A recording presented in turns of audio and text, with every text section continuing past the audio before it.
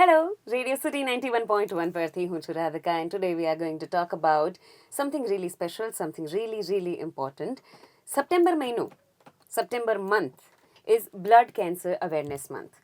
और इसके बारे में बात करना बहुत ज़्यादा ज़रूरी इसलिए है बिकॉज हमारे पास बहुत ही कम इन्फॉर्मेशन है, बहुत ही कम नॉलेज है and that is the reason क्या करना क्या नहीं करना उसका क्वेश्चन होता है, कन्फ्यूजन होता है, डर होता है और अवेयरनेस इसी 3 जगहों पे ज़्यादा अच्छे से काम कर पाती है इन सारी चीज़ों को नॉर्मल ईजी बनाने में. So we have a very special guest doctor Nidhi Jain, consultant hematologist and bone marrow transplant expert associated with Zydus Cancer Hospital. Hello ma'am, welcome to Radio City. Hello Radhika, thank you so much. आप ने हमने बात करनी शुरू की तब एक तो आपने सबसे पहले मुझे बड़े अच्छे से समझाया कि एक हेमेटोलॉजिस्ट क्या होता है.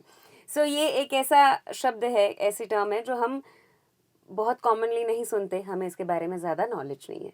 So please can you please explain कि हु इज़ अ हेमेटोलॉजिस्ट और वो क्या करते मुझे हैं. हर बार हर कॉन्वर्सेशन इसी से स्टार्ट करना पड़ता है बिकॉज एज यू सेड कि बहुत सारे लोगों में बिल्कुल अवेयरनेस नहीं है करेक्ट. कि हेमेटोलॉजिस्ट क्या होते हैं. तो पीपल आर अवेयर कि न्यूरोलॉजिस्ट, ब्रेन में कोई परेशानी हो तो न्यूरो के पास जाना है, पेट में कोई परेशानी है तो गैस्ट्रोएंटरोलॉजिस्ट के पास जाना है. वैसे ही अगर किसी के ब्लड में कोई परेशानी हो, ब्लड रिलेटेड कुछ डिजीजेस होती है जो कैंसरस भी हो सकती है और नॉन कैंसरस भी हो सकती है. तो जब हम ब्लड कैंसर्स के स्पेशलिस्ट हम ढूंढ रहे हैं तो वो हेमाटोलॉजिस्ट होते हैं. So haematologist they are experts जो ब्लड रिलेटेड डिजीजेस जैसे कि blood cancers as well as बहुत सारी नॉन कैंसरस ब्लड रिलेटेड बीमारियां होती है जैसे कि हीमोग्लोबिन कम हो जाना या प्लेटलेट जो हमारे ब्लड के दूसरे अलग अलग सेल्स होते हैं, WBC होता है, उसका कम हो जाना या उसका बढ़ना, प्लेटलेट काउंट का कम होना या बढ़ना, या बोन मैरो फेल हो जाना या किसी को बहुत ज़्यादा ब्लीडिंग या क्लॉटिंग के इश्यूज होना. तो ये सारी चीज़ों के लिए ब्लड हेमेटोलॉजिस्ट की ज़रूरत होती है. थैंक यू सो मच इतने अच्छे से एक्सप्लेन करने के लिए. Now the whole conversation will make sense to a lot of people. उनको समझ आएगा कि हम एग्जैक्टली क्या बात कर रहे हैं. So my first question is what exactly is Hodgkin lymphoma और वो अलग कैसे है बाकी कैंसर की टाइप से. राइट. सो हॉजकिन्स लिम्फोमा पे डायरेक्टली कॉन्वर्सेशन स्टार्ट करने से पहले I just tell our viewers कि ब्लड कैंसर्स कौन से होते हैं. सो ल्यूकीमिया, लिम्फोमा और मल्टीपल माइलोमा, अगर मैं ब्रॉडली ब्लड कैंसर्स को डिवाइड करूँ तो ये 3 main types of blood cancers होते हैं. इसमें भी बहुत सारे सब टाइप्स होते हैं और आज की डेट में if you say so blood cancer एक सिंगल डिजीज नहीं है, इसके बहुत सारे सब टाइप्स होके today we are aware about more than 100 different subtypes of blood cancer. So अगर हम हॉजकिन्स लिम्फोमा की बात करें तो ये भी एक सब टाइप ऑफ ब्लड कैंसर है. सो लिम्फोमा, इसका जो ब्रॉड कैटेगरी है दैट इज लिम्फोमा. लिम्फोमा को अगेन हम 2 टाइप्स में डिवाइड कर सकते हैं, तो या तो वो हॉजकिन्स लिम्फोमा हो सकता है या वो नॉन हॉजकिन्स लिम्फोमा होता है. So today our whole conversation would be mainly about Hodgkin's lymphoma. So Hodgkin's lymphoma if I talk about तो ये कहाँ से आता है. सो हमारे बॉडी में एक लिम्फेटिक सिस्टम होता है. जैसे कि अपने अलग अलग ऑर्गन्स आपको पता ही है, बॉडी के लंग होता है, लिवर होता है, किडनीज होती है, वैसे ही एक स्पेशल टाइप का लिम्फेटिक सिस्टम होता है हमारी बॉडी में जो एक्चुअली हमारे इम्यून सिस्टम का एक पार्ट होता है. सो ये इम्यून सिस्टम का पार्ट होता है, it helps us to fight with the infections, right. So इस लिम्फेटिक सिस्टम में एक स्पेशल टाइप के सेल्स होते हैं. आई वुड से ये इसमें लिम्फ नोड्स होते हैं. लिम्फ नोड्स के अंदर एक स्पेशल टाइप के ब्लड के सेल्स होते हैं जिसको लिम्फोसाइट्स बोलते हैं. So they basically help to fight with infection. So जब भी ये जो लिम्फोसाइट्स होते हैं अगर ये एबनॉर्मल हो गए या ये कैंसरस हो गए तो ये बहुत ही अनकंट्रोल तरीके से they can multiply in the body and they can form different masses. मतलब ये एक जैसे गांठें बनने लग जाएगी अगर ये एबनॉर्मल होके बढ़ने लगे और मल्टीप्लाई करने लगे. तो ये जो गांठें होती है वो लिम्फ नोड्स की हो सकती है या फिर ये अलग अलग अंगों में जाके दे कैन इधर डिपॉजिट या फिर they can lead to enlargement of other organs as well जो ये लिम्फेटिक सिस्टम से कनेक्टेड होते हैं. So Hodgkin's lymphoma is a type of this lymphoma जिसमें ये लिम्फोसाइट्स जो है वो एबनॉर्मल होके कैंसरस होकर के कैंसर डेवलप हो जाता है. ओके. सो ये कितना कॉमन है.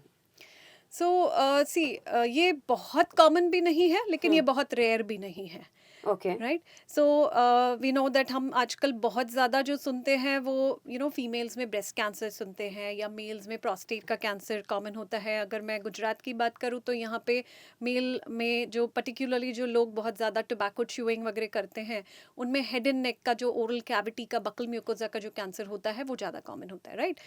ब्लड रिलेटेड जो कैंसर्स हैं, ये सारे कैंसर्स का सिर्फ 5 to 10% ही होता है। ओके। ओके, जितने सारे कैंसर्स हैं आज की डेट में, उसमें ब्लड कैंसर सिर्फ 5 से 10% ही पाया जाता है। इसमें भी जो लिम्फोमास होते हैं, it is one of the type of blood cancer. और हॉचकिन्स लिम्फोमा जो होता है वो 10% ऑफ लिम्फोमास होता है, right? So it is that ways, it's not very common but it is not very rare also. और ये देखा जाए तो ये दो सब ग्रुप ऑफ, अगर मैं एज की बात करूं तो ये दो एज ग्रुप में ज़्यादा पाया जाता है। सो इसके दो पीक्स होते हैं basically, it is called as a bimodal peak. So 15 to 35 years के एज ग्रुप के जो लोग रहते हैं, या मोर देन 60 ईयर्स के एज ग्रुप के जो लोग रहते हैं, तो ये एज ग्रुप में ये ज़्यादा कॉमनली पाया जाता है। इसका ये मतलब नहीं है कि इससे छोटी एज में या फिर मिडिल एज में ये नहीं हो सकता है, बट कॉमनली ये दो एज ग्रुप में पाया जाता है। ओके। हमने बात की शुरुआत की तब आपने भी बताया और मैंने भी आपको यही पूछा कि इसका मतलब क्या होता है, बिकॉज अवेयरनेस कम है। अब इस नाम की अवेयरनेस कम है तो सिम्टम्स तो पता ही नहीं होंगे, right. That we all know. So अगर आप नॉर्मल पब्लिक को बताना चाहो कि कौन कौन से बेसिक सिम्टम्स होते हैं जो शायद इस तरफ जा रहे हैं, उसका इशारा कर सकते हैं, या you should visit a doctor, so what are those symptoms? Right. So see, वैसे देखा जाए ना तो ब्लड कैंसर के सिम्टम्स बड़े ही नॉन स्पेसिफिक होते हैं। Okay. मतलब वो बहुत सारी दूसरी बीमारियों में भी मिलते हैं, and it can be sometimes taken very lightly, कि समटाइम्स कोई सिंपल इन्फेक्शन है, उसमें फीवर आ रहा है, राइट? तो फीवर आ रहा है तो लोगों को पहले या तो इन्फेक्शन या ऐसी कॉमन चीज़ ज़्यादा लगेगी, है ना? तो लिम्फोमा के या दूसरे ब्लड कैंसर्स के भी सिम्टम्स बड़े नॉन स्पेसिफिक होते हैं, बट कुछ मैं पर्टिकुलर सिम्टम्स बताना चाहूँगी कि अगर वो आपको दिखते हैं तो you should definitely seek medical attention. So lymphomas में मेनली क्या होता है कि जो हमारे ग्लैंड्स होते हैं या जो लिम्फ नोड्स होते हैं, तो कॉमनली हर एक को every individual has lymph nodes in their body, जो हमारे नेक में हो सकते हैं, हमारे आर्मपिट्स या बगल में हो सकते हैं, हमारे जांग में हो सकते हैं, जो ग्रॉइन एरिया होता है हमारा वहाँ पे, और इंटरनल लिम्फ नोड्स भी होते हैं जो हमारे एब्डोमेन के अंदर होते हैं। बट अगर आपने ये नोटिस किया कि आपके नेक में अनयूजुअली कोई स्वेलिंग दिख रही है, या फिर आपके आर्मपिट्स या ग्रॉइन एरिया में कोई स्वेलिंग दिख रही है जो धीरे धीरे बढ़ रही है साइज में, मेन इसकी खास बात ये होती है ना, ये पेनलेस होती है, तो लोग इस पे ज़्यादा ध्यान नहीं देते, बिकॉज अच्छा। इट्स नॉट कॉजिंग पेन, सिर्फ एक सिंपल स्वेलिंग है, पीपल फील कि ये हुआ है, ये अपने आप ठीक हो जाएगा। तो पेनलेस एनलैर्जमेंट ऑफ लिम्फ नोड्स, मतलब हमारी ग्रंथियों का पेनलेस तरीके से अलग अलग एरिया में एनलार्ज होना, ये एक one of the commonest symptom of lymphoma होता है। कई बार क्या होता है कि हमको एक्सटर्नली कुछ नहीं दिखता है, मतलब जो गांठें हैं वो बाहरी तरीके से जहाँ पे हम उनको फील कर पाए या हम देख पाए, वहाँ पे नहीं डेवलप होती है, बट वो इंटरनली डेवलप होती है, चाहे वो हमारे चेस्ट में अंदर डेवलप हो या एब्डोमेन में डेवलप हो, या कई बार वो डायरेक्टली कुछ अलग अंग में चली जाती है, जैसे लिवर में चली गई या स्प्लीन में चली गई, तो ऊपर से आपको इसके सिम्टम्स नहीं दिखेंगे जब तक वो काफ़ी बड़ी नहीं हो जाती। ओके। इसके अलावा देयर आर सर्टेन सिम्टम्स जिसको हम मेडिकल टर्मिनोलॉजी में बी सिम्टम बोलते हैं। मतलब अगर आप किसी को अनयूजुअल तरीके से बिना कोई एक्टिव इन्फेक्शन के फीवर आ रहा है, ऑलमोस्ट 2-3 हफ्ते हो गए, बुखार आए जा रहा है, उसका कोई सोल्यूशन नहीं मिल रहा है, राइट? या फिर बहुत ज़्यादा नाइट स्वेटिंग हो रही है, ड्रेंचिंग नाइट स्वेट्स जिसको हम बोलते हैं, वो हो रहा है, अनयूजुअल तरीके से थकान या फटीग महसूस हो रहा है, बोन पेन्स हो रहे हैं, तो ये सारे सिम्टम्स लिम्फोमा के हो सकते हैं। But again I will tell you कि ये नॉन स्पेसिफिक सिम्टम्स हैं। आपको गांठें हैं, आपको बुखार आ रहा है, इसका ये मतलब नहीं है कि आपको डायरेक्टली लिम्फोमा ही होगा, राइट? सो ऐसे सिम्टम्स हो तो डेफिनेटली ये मेडिकल अटेंशन की ज़रूरत होती है, सो दैट फर्दर इवैल्यूएशन कर पाएँ। ओके।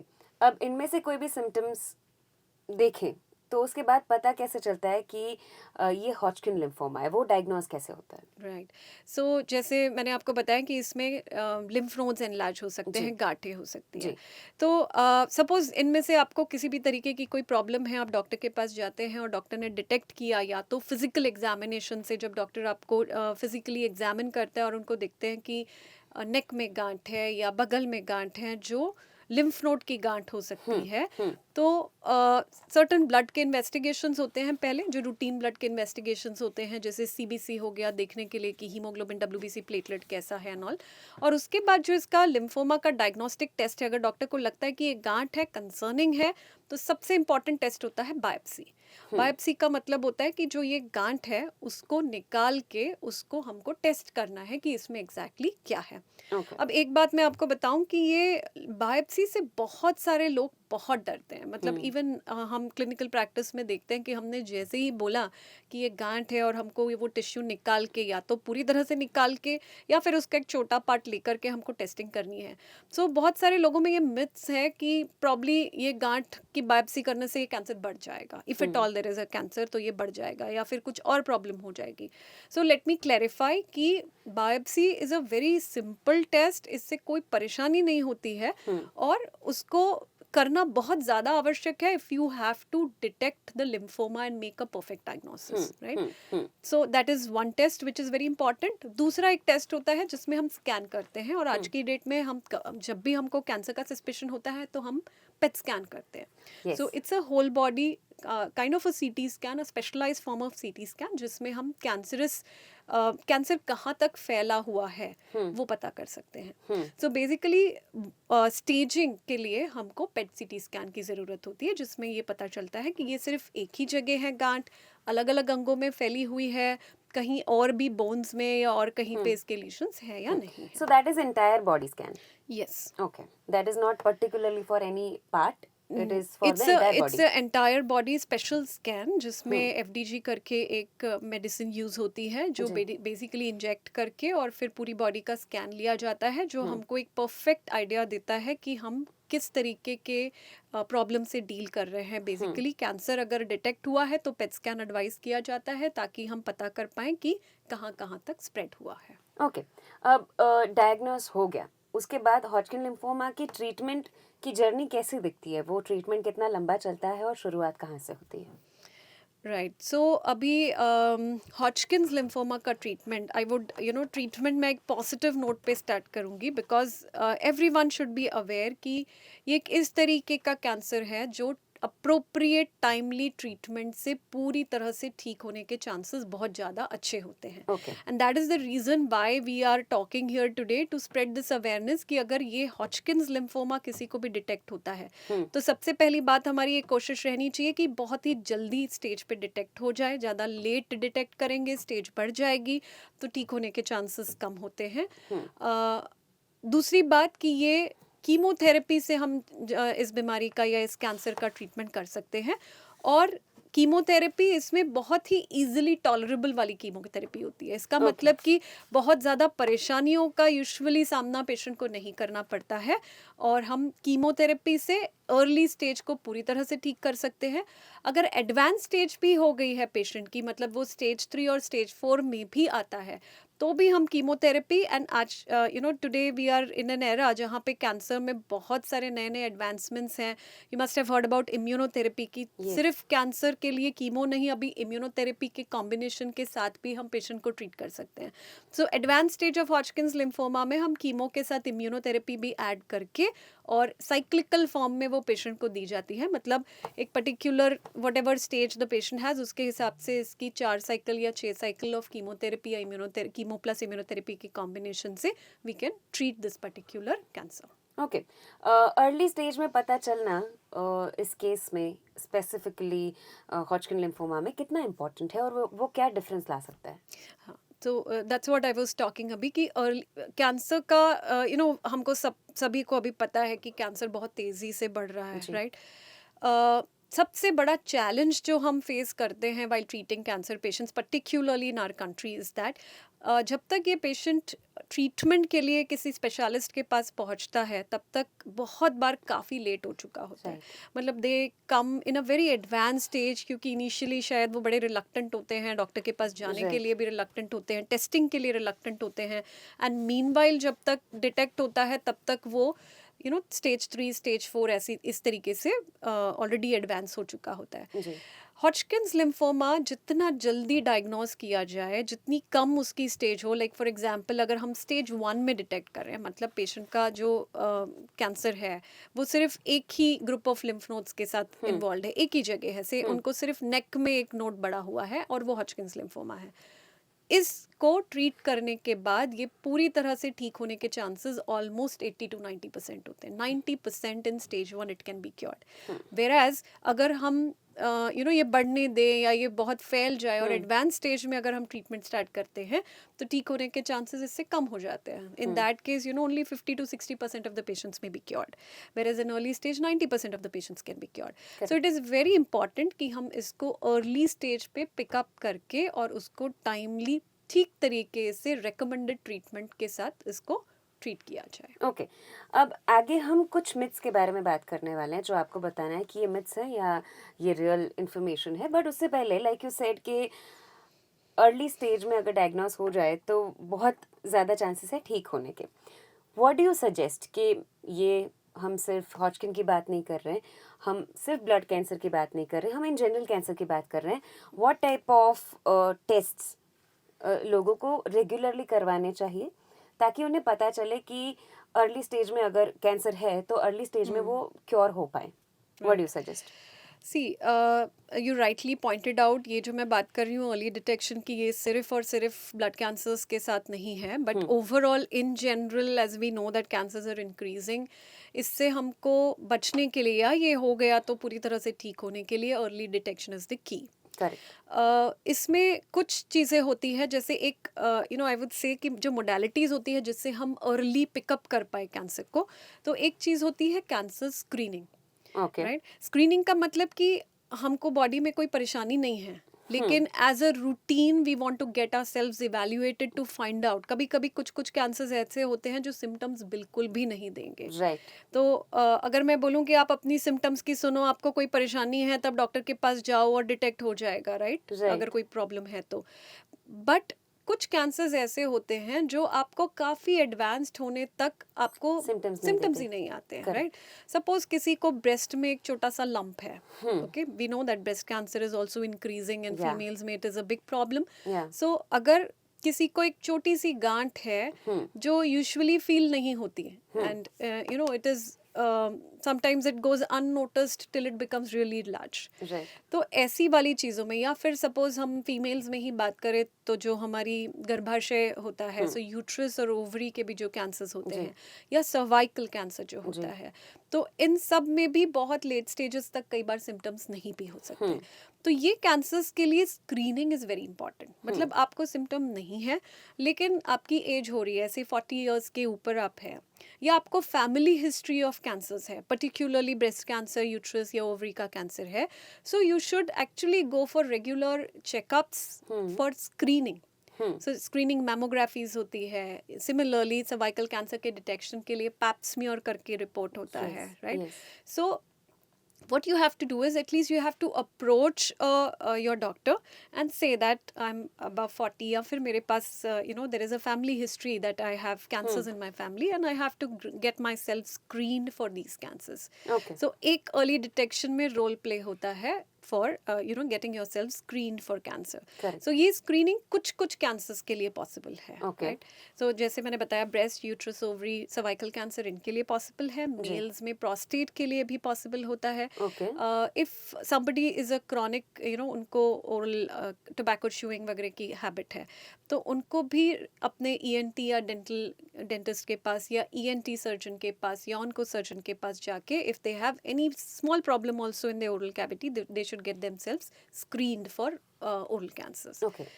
ब्लड कैंसर्स की मैं बात करूं तो जनरली ऐसा कोई स्क्रीनिंग टेस्ट नहीं होता जो ब्लड कैंसर डिटेक्ट करे. Okay. Right.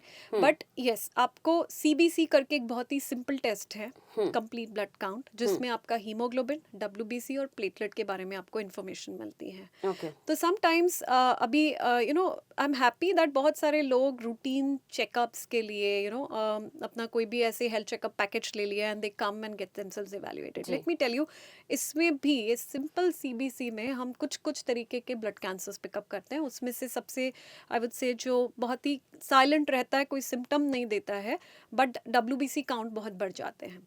Okay. Chronic lymphocytic leukaemia नाम का एक ब्लड कैंसर होता है, हम्म। जो जनरली ऐसे सिर्फ रूटीन टेस्ट के ऊपर समझ में आता है कि पेशेंट को कैंसर है। Okay. Okay. ये कैंसर थोड़े अलग टाइप का है, क्रॉनिक है। इसमें अर्ली स्टेजेस में ट्रीटमेंट की ज़रूरत भी नहीं होती है, Okay. But you have to be aware about it because ये बढ़ेगा, और जब बढ़ेगा तो टाइमली ट्रीटमेंट करना पड़ेगा। Okay. Okay. सो और इफ आई ये- टॉक अबाउट sorry, हाँ. द ब्लड कैंसर, जिसको अर्ली हम कैसे पिकअप कर सकते हैं, तो जैसे मैंने बताया गांठें हैं तो definitely you should get yourself evaluated की है कि नहीं।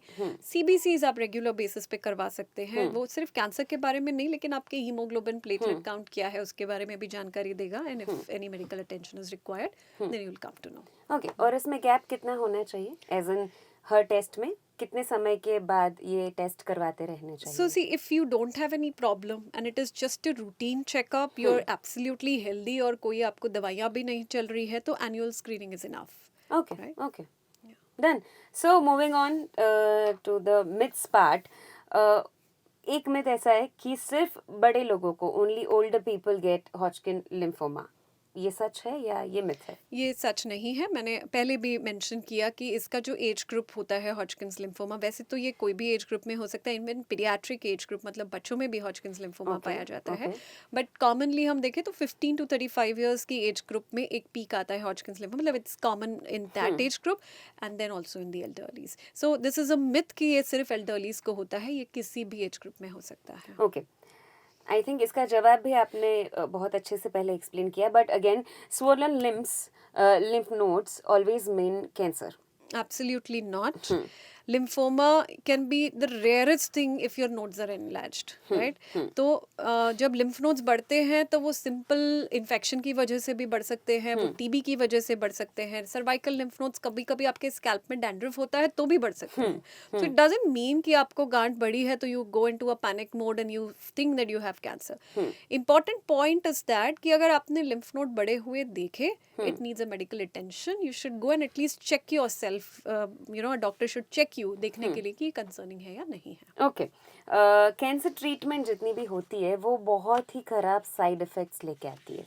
Is that true or it's a myth? So this is the biggest, I would say, the fear which patients have.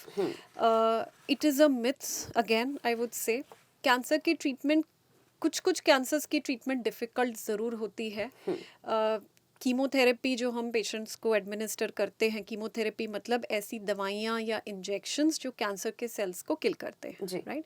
सो ये कीमोथेरेपी से साइड इफ़ेक्ट्स होते हैं, ऐसा नहीं है कि ये विदाउट साइड इफ़ेक्ट्स हैं, but today we have so much advancement in the supportive treatment as well. मतलब अगर इसके साइड इफ़ेक्ट्स हो भी रहे हैं तो उसको कंट्रोल करने की दवाइयाँ या इंजेक्शंस काफ़ी बेटर हो गए हैं। तो बहुत सारे ऐसे कैंसर्स हैं जिसमें पेशेंट को कीमोथेरेपी या इम्यूनोथेरेपी चल रही है, but they don't find any major problems with it, right? So इससे कीमोथेरेपी, इम्यूनोथेरेपी, रेडिएशन थेरेपी, इन सब से डरने की ज़रूरत बिल्कुल नहीं है, क्योंकि एक सबसे इम्पॉर्टेंट चीज़ ये है कि ये आपको सिर्फ टेम्पररी प्रॉब्लम्स देगी। जैसे ही ये कीमो ख़त्म होगा, आपकी बॉडी वो कीमोथेरेपी के साइड इफ़ेक्ट से रिकवर हो जाएगी। लेकिन अगर आपने ये नहीं लिया तो कैंसर बढ़ेगा जो जानलेवा हो सकता है। So it is very very important to understand कि अगर कीमोथेरेपी के साइड इफेक्ट से डर के हमने ट्रीटमेंट नहीं लिया और आपका कैंसर बढ़ गया, तो you may miss the chance of being cured and you may it can B life threatening for you. So chemotherapy nowadays is tolerable, सहन करना इसको पॉसिबल है, क्योंकि इसके साथ के दूसरे ट्रीटमेंट्स भी बहुत अच्छे हो गए हैं। ओके, वन मोर थिंग कि अगर हॉजकिन लिम्फोमा एक बार ट्रीट हो गया और अगर वो वापस आया then there is no option left, is that true और it's a myth? No, it is absolutely not true because again ये ऐसा लिम्फोमा है, as I already told you, कि ये लिम्फोमा ऐसा है कि जो एक तरीके से हम जब भी देखते हैं ना हॉजकिंस लिम्फोमा का पेशेंट, वी फील चलो at least we have some cancer जो हम मेडिसिन से या ट्रीटमेंट से उसको क्योर कर सकते हैं. फर्स्ट लाइन ट्रीटमेंट देने के बाद कुछ पेशेंट्स ऐसे होते हैं हॉजकिंस लिम्फोमा के जो रिलैप्स कर सकते हैं, मतलब उनकी बीमारी स्टार्टिंग में तो कंट्रोल में आ गई लेकिन over a period of time जा कर के साल 2 साल के बाद जाके वो फिर से पलट के वापस आ गई. सो लेट मी क्लैरिफाई कि ये टाइम पे भी ट्रीटमेंट पॉसिबल है. हम फिर से पेशेंट को कीमोथेरेपी या कीमो प्लस इम्यूनोथेरेपी का कॉम्बिनेशन देकर उसकी डिजीज को कंट्रोल में करके and then what we can offer them और what we can treat them with is stem cell transplant या bone marrow transplant. So starting में as I mentioned that I am a hematologist as well as a bone marrow transplant physician. So bone marrow transplant एक again ऐसी modality of treatment है जिसमें हम relapse हुए हुए lymphomas को पूरी तरह से ठीक कर सकते हैं. Okay okay. अभी ये पूरी जो प्रोसेस है डायग्नोस होना उसके बाद ट्रीटमेंट होना, इसमें जो फैमिली मेंबर्स हैं जिनके फैमिली में से कोई एक अभी क्योर होने की कोशिश कर रहा है, उनकी लाइफ बहुत ऊपर नीचे होती है. सो मुझे आपसे ये जानना है कि पेशेंट की फैमिली जो है वो किस तरीके से इस पूरी प्रोसेस में, इस पूरी जर्नी में ठीक तरीके से रह पाएगी डायग्नोस होने के बाद. What do you suggest? Yes, so cancer का डायग्नोसिस ये patient as you mention, not just patient लेकिन फैमिली मेम्बर्स के लिए भी बहुत ही इमोशनली ड्रेनिंग होता है. It is a very challenging situation for them first to accept, then go through the entire treatment. उसमें जो बीच बीच में प्रॉब्लम्स आती है उसको फेस करना, और उसके बाद हमेशा एक डर बना रहना कि भाई ये ट्रीट हुआ है वापस तो नहीं आ जाएगा. So the whole thing is very very disturbing for the patient as well as for the family members, right. तो इसके लिए इट इज़ वेरी इम्पॉर्टेंट कि family members they should try and get in touch, take help from their friends, from their other family members, discuss out things, be open about it, है ना. और अपना stress को किसी तरीके से manage करें, although it is difficult but still positivity रख के स्ट्रेस मैनेज करना is important. There are sometimes even support groups who are available कि उनके साथ आप टच में रह के you can also learn from somebody else's journey.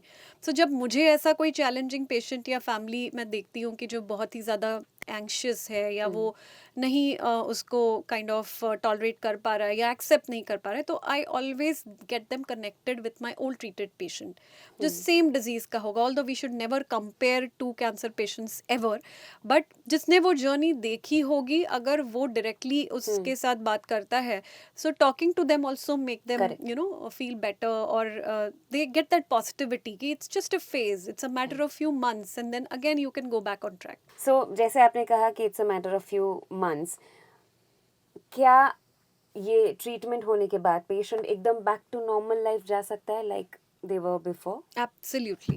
So I'm very happy to share कि हॉजकिंस लिम्फोमा या फॉर दैट मैटर बहुत सारे ऐसे ब्लड रिलेटेड कैंसर्स होते हैं जिसमें एक फाइनाइट ट्रीटमेंट होता है, मतलब से 6 मंथ्स का ट्रीटमेंट पेशेंट ने ले लिया और उसके बाद एवरीथिंग इज़ अंडर कंट्रोल. हमने लास्ट में एक पेट CT स्कैन किया जो बताता है कि हाँ cancer is completely gone from the body now.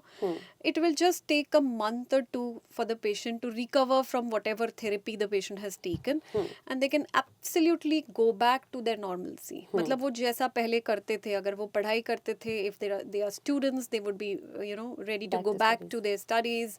If you love traveling, you can go back for traveling, you can enjoy your daily routine life as it was before, you can go back to your work as well. Okay. Actually I would also like to add here, even while they are taking the chemotherapy, मतलब जो Hodgkin's lymphoma में particularly जो chemotherapy हम administer करते हैं, sometimes they are able to continue their work even while taking the therapy. Oh, okay. Only 2-3 days of rest or sometimes when they are feeling fatigue वो थोड़ा एक आध दिन का break ले लें, but otherwise there are certain very positive motivated patients who are mentally also very strong and they can handle all this, they can work even with the therapy. So it's I would say it is with the modern days treatment modalities which are available, it does not leave too much of issues in your body. ऐसा नहीं है कि कुछ irreversible damage हो जाएगा. Definitely you have to be under medical supervision. आपको time पे doctor से मिल करके अपने चेकअप ज़रूर कराने पड़ते हैं, but you can definitely go back to your normal life. सो पहले ना कैंसर अभी भी खैर ऐसा है, पर अभी इंटेंसिटी कम हो गई है कि घर में अगर किसी भी इंसान को कैंसर होता है तो that word itself is very very scary. Right. वो सुनने के बाद ही सब एकदम से टूट जाते हैं. बट आई थिंक अभी ऐसा नहीं है. और आपने जिस तरीके से एक्सप्लेन किया, अभी चीज़ें बहुत चेंज हो गई हैं. और इसलिए शायद हमने जो बात की वो बहुत ज़रूरी थी अवेयरनेस के लिए, ताकि वो डर और भी कम हो और इसे ट्रीटमेंट को अच्छे तरीके से आगे बढ़ा पाएँ. सो वन लास्ट थिंग, इतनी बात और इतना डिस्कशन करने के बाद, what is that one last message जो आप हमारे व्यूअर्स को देना चाहेंगे? Yes, so the most important message जो मैं देना चाहूँगी, और जो ये पूरे टॉक का या हमारे डिस्कशन का जो मेन मोटिव है, वो ये कि पहली बात तो आपको अगर बॉडी में कोई भी सिम्टम्स लगते हैं, आपको लगता है there is something wrong with your body, please don't ignore your symptoms. आप उसकी तरफ ध्यान दें, मेडिकल अटेंशन लें, so that if at all you are suffering from any of these kind of cancers, तो वो अर्ली डिटेक्ट हो. So early detection is the most important thing. और उसके बाद अगर आप किसी स्पेशलिस्ट को आपने अप्रोच किया और उन्होंने आपको एक पर्टिकुलर ट्रीटमेंट बताया, तो विदाउट डिले आप वो ट्रीटमेंट स्टार्ट करके उसको पॉजिटिविटी के साथ कंप्लीट करें. And then it is possible कि आप बहुत सारे ऐसे कैंसर्स हैं जिससे आप पूरी तरह से ठीक हो सकते हैं. सो listen to your body, don't ignore your symptoms, get yourself evaluated by a expert, and take the treatment on time. So that's the message I would like to give. Thank you so much ma'am, thank you so much for Thank talking to us. आप जिस intention से ये सारी बातें कर रही हैं, वो इंटेंशन बहुत ही प्योर और बहुत ही अच्छा है कि लोगों को पता चले, लोग डरे कम और ट्रीटमेंट अच्छे से ले. So please keep doing this, और हम भी जितना हो सके आपका साथ देंगे और ऐसी बातें लोगों तक पहुंचाते रहेंगे. Thank you so much, Radhika. Thank you. Yeah.